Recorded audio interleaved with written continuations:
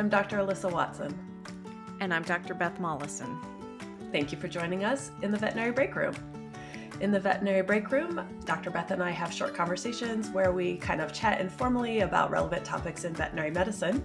And today we are going to be discussing owning pets and whether or not that makes you a happier person. There was actually an article in Psychology Today that kind of questioned this idea that pets, make us happier, that people who own pets are happier than people who don't own pets, which is really kind of a prevalent idea, I feel like, in society, especially being pushed by people in the pet care market, and certainly, pet food companies, as well as people who make things, to help care for your pet.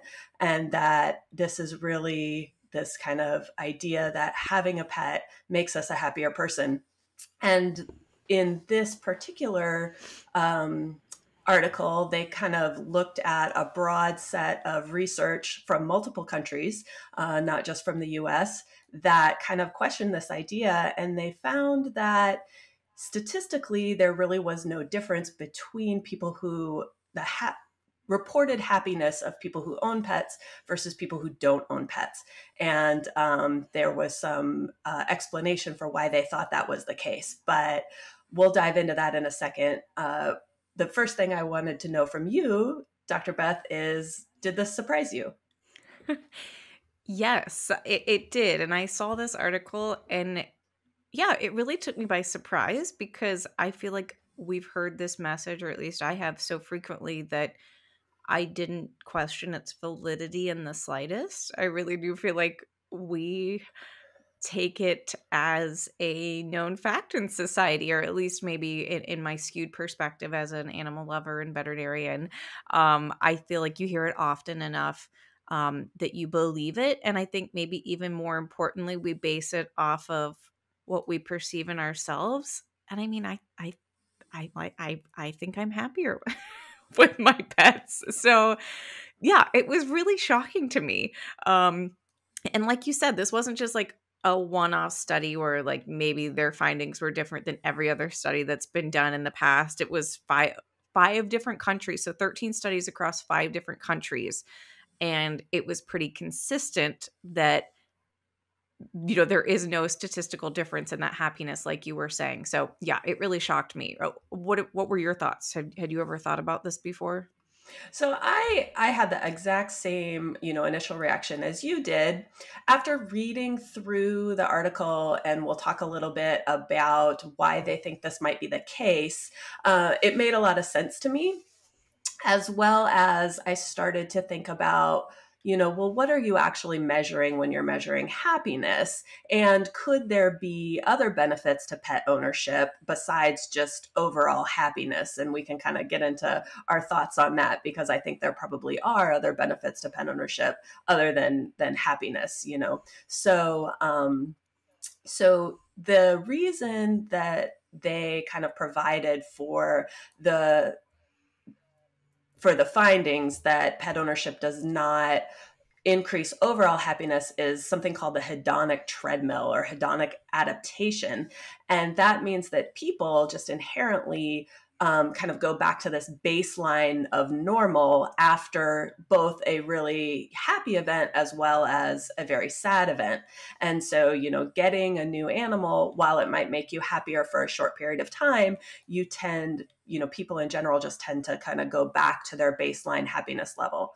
And I thought that was really interesting, especially given, if anybody follows the podcast, that towards the end of last year, towards the end of 2023, my family unexpectedly lost our dog, my dog de Bordeaux, Luna, who was my heart dog.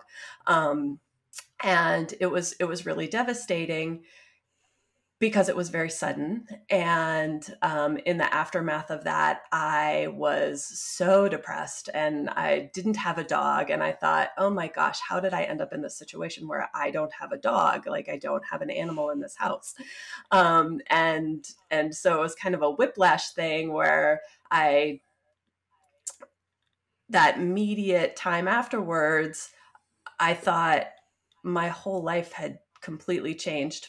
But, they say that time heals all wounds and things like that. And truly, after, several weeks and a few months, things got back to normal, even without her. And so yeah, I thought, just reading through this and reflecting on things that had happened to me personally, recently, kind of was interesting. So Yeah, and I've always been fascinated by that concept of the hedonic treadmill. I've been reading some like finance books and finance content lately, and they talk about it a lot in that realm because, of course, whenever we think about money or our salary and we think about like what number would make us happier, I'm probably misquoting, but like studies have shown that, once we reach that number, that hedonic treadmill kind of resets and we get used to our new normal, which, like you said, is both a pro and a con. It would kind of be nice if we could ride that animal high for forever, but at the same time, when something bad happens or our happiness does take a hit, obviously that hedonic treadmill effect is kind of a protective mechanism to get us back to baseline. But what did make me laugh is and I think one of the reasons this really did surprise me is because I think of pets as maybe one of the few things that would not have been affected as much by this hedonic treadmill concept, because to me, you're interacting with that. It almost seems like every time you interact with that pet, you get a little lift from that baseline off the treadmill. And I have to laugh because yesterday I was talking to my good friend. We were talking a lot about different dog breeds, and we were laughing because he's really into like large, long-haired dog breeds, and I'm very into, well, Paul, my my and I'm dachshund, into who Paul. is yeah, we're really just fall. But no, actually, the opposite. I was saying, like, when I look at a dachshund, someone needs to study what happens to my brain chemicals. And it makes me laugh because I wasn't even thinking about the fact that we were doing this as our podcast. But I was like, someone needs to evaluate the brain chemistry that is happening, because when I see a dachshund face, like, my happiness, it's all those endorphins and serotonin and dopamine release that really does it for me. And so they did, say in this article that despite, and it does make me curious about maybe some of the mechanisms with which they gauge this happiness, but they did kind of admit that when we interact with our pets, we do maybe get some of those surges of brain chemicals, but that some of the thought was, people that, and so you do have those moments of surges, but maybe your overall happiness doesn't necessarily go up. And then they also kind of discussed the concept of, I think this was maybe mentioned in the Michigan State research that was done about whether or not pets made people happier during the pandemic. And I think they kind of stated that people seemed to find other things that made them happy, which I just thought was kind of an interesting way to look at it. Yeah, absolutely. And I think, that was one thing I was thinking about when I was looking at the findings. Well, one thing I thought was, did they pair these people, like what was their control group? So I had to be all analytical and statistical about it. I'm like, well, what was the control group? Were these animal people? Did the people want pets? Right. But then I saw in one study they actually did. They paired them with people who wanted a pet but didn't have one, and so I thought that was really interesting. That their overall happiness was not any different.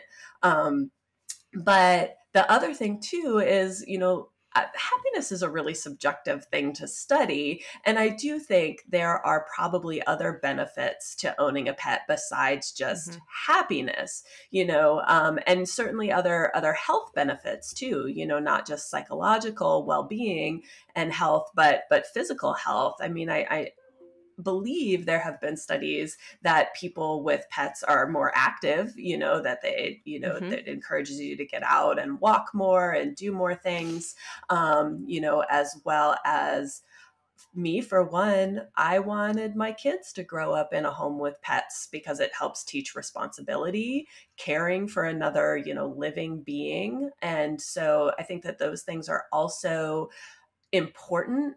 And I'm not sure overall, happiness is the gauge to really say, that pet ownership is good for you or not good for you. Right. Yeah, that's a really good point that it's not, our happiness is not all that matters in the world. And some interesting things that I thought weren't brought up. Well, one was when I first saw the title of this article, I thought maybe they were going to say that sure you've got some high highs with pets, but maybe you have some low lows, maybe that the costs of pets, or as I'm dealing with in my house, like the behavioral issues of pets or the responsibility, the vet care. I thought maybe they would argue that kind of evened out the balance. But that wasn't really touched on. But to me, that's maybe another thing where you do have these serotonin hits throughout the day, but maybe you're also having hits to your wallet every month or things like that could balance it out. And then the other thing I think would be interesting to dive into would be the dog versus cat, which Alyssa, you might have looked in more detail. I'm sure they evaluated all pets. But you're right about the activity. I believe I read a study recently that did show that dogs help you live longer, but cats don't, but that they narrowed it down to it wasn't the dog versus cat debate. They narrowed it down to that increased activity and social interaction. Both of those have been shown to improve your longevity. And I could see that. I mean, I think after 39 years, I'm finally willing to admit that, yeah, getting out and walking and having movement helps my mental health and physical health too. So I could see how even just that movement perspective is so important too.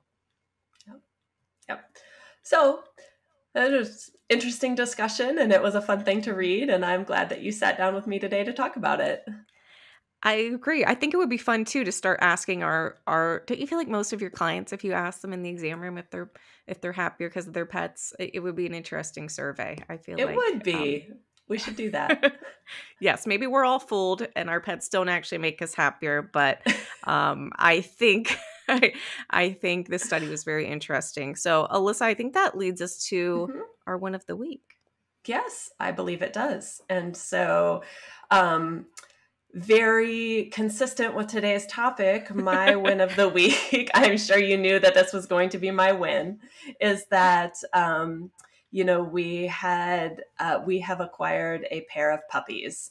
So we actually got 2 puppies recently. They are not related. They are from separate litters, although the mothers of both of these litters were Dog Day Bordeaux's, which is what our dog was.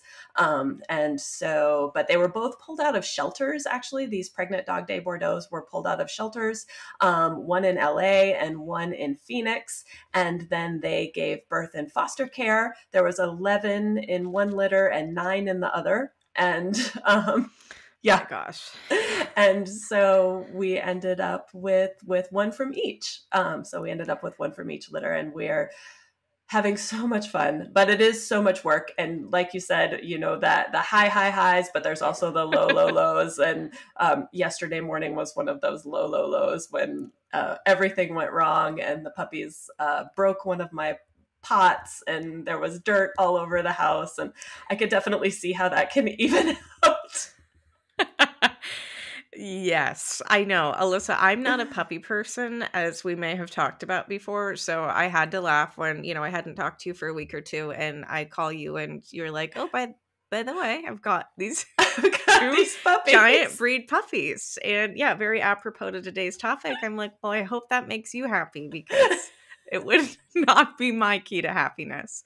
But they're very cute. So I'm glad. Thank you. Overall, it sounds like things are going so well. Everything's going well. How about you? Tell us your wins.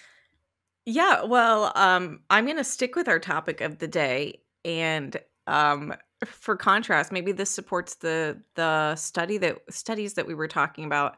My one is going to be that my best friend got a puppy.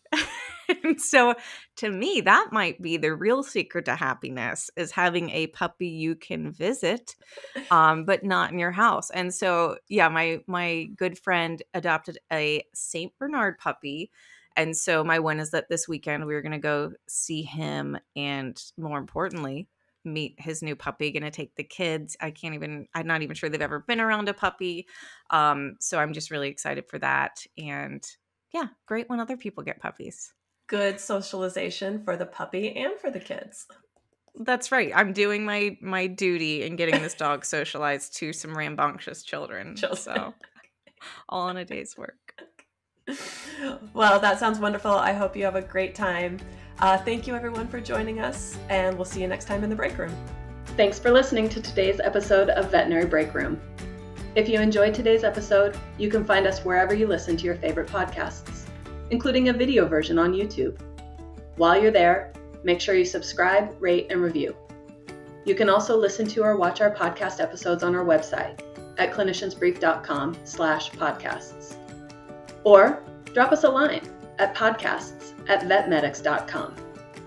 Veterinary Breakroom is a Vetmedics production, produced by Alexis Ussery and co-hosted by me, Dr. Alyssa Watson, and Dr. Beth Molleson.